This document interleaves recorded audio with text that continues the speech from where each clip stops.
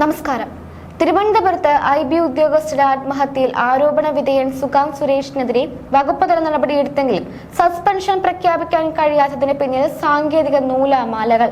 സർവീസിൽ നിന്നും സുഗാന്തിനെ പുറത്താക്കിയിട്ടുണ്ട്. എന്നാൽ ഈ ഉത്തരവ് സുഗാന്തിന് കൈമാറിയാൽ മാത്രമേ സസ്പെൻഷൻ നിലവിൽ വരൂ. IBയുടെ ഉത്തരവുകൾ ഒന്നും ഇമെയിൽ വഴി നൽകുന്ന പതിവില്ല. പോസ്റ്റലായോ നേരിട്ടോ നൽകുകയാണ് രീതി. സുഗാന്തിന്റെ സസ്പെൻഷൻ ഉത്തരവ് അങ്ങനെ കൈമാറാൻ IBക്ക് കഴിഞ്ഞിട്ടില്ല. ഒന്നെങ്കിൽ സുഗാന്തിനെ നേരിട്ട് നൽകണം, അല്ലെങ്കിൽ വീട്ടിൽ കൈപ്പറ്റണം. IB ഉദ്യോഗസ്ഥയുടെ ആത്മഹത്യക്ക് ശേഷം സുഗാന്തം വീട്ടിലുള്ളവരും ഒളിവിൽ പോയിരിക്കുകയാണ്. സുഗാന്തിന്റെ എടപ്പാളിലെ വീട് പൂട്ടിയിട്ട നിലയിലാണ്. അതുകൊണ്ട് തന്നെ ഉത്തരവ് കൈമാറാനുള്ള യാതൊരു സാധ്യതയും IBക്ക് ഉണ്ടായിട്ടില്ല. അതുകൊണ്ടാണ് സസ്പെൻഷൻ പ്രഖ്യാപനം നടത്താൻ കഴിയാത്തത്. ഇനി ഒരിക്കലും സുഗാന്ത് IBയിൽ ജോലി ചെയ്യില്ലെന്നാണ് കേന്ദ്ര ആഭ്യന്തര വകുപ്പിൽ നിന്ന് ലഭിക്കുന്ന സൂചനകൾ.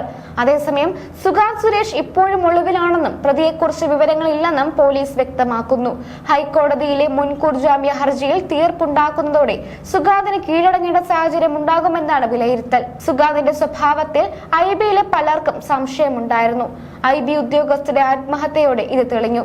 എന്നാൽ ആത്മഹത്യാ ദിവസം നെടുമ്പാശ്ശേരി വിമാനത്താവളത്തിൽ ഡ്യൂട്ടിയിലായിരുന്ന സുഗാന്ത് കരച്ചിൽ നടിച്ചു. ഇത് കണ്ട് അവിടെ ഉണ്ടായിരുന്ന കേന്ദ്രസേനയിലെ ചില ഉദ്യോഗസ്ഥർ തെറ്റിദ്ധരിച്ചു. അവർ വേദനയിൽ പുളയുകയാണ് സുഗാന്ത് എന്ന് കരുതി അയാളെ വീട്ടിൽ കൊണ്ടുചെന്നാക്കി. നെടുമ്പാശ്ശേരിയിൽ നിന്നും വീട്ടിലെത്തിയ സുഗാന്ത് അപ്പോൾ തന്നെ മാതാപിതാക്കളെയും കൂട്ടി ഒളിവിൽ പോയി.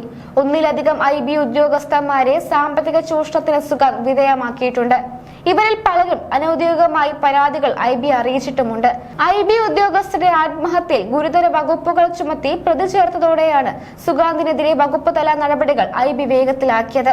ഉദ്യോഗസ്ഥരെ സർവീസിൽ നിന്നും നീക്കാനും തീരുമാനിച്ചു. പ്രൊബേഷൻ സമയമായതിനാൽ നിയമ തടസ്സങ്ങളില്ലെന്ന് IB വിലയിരുത്തുകയും ചെയ്തു.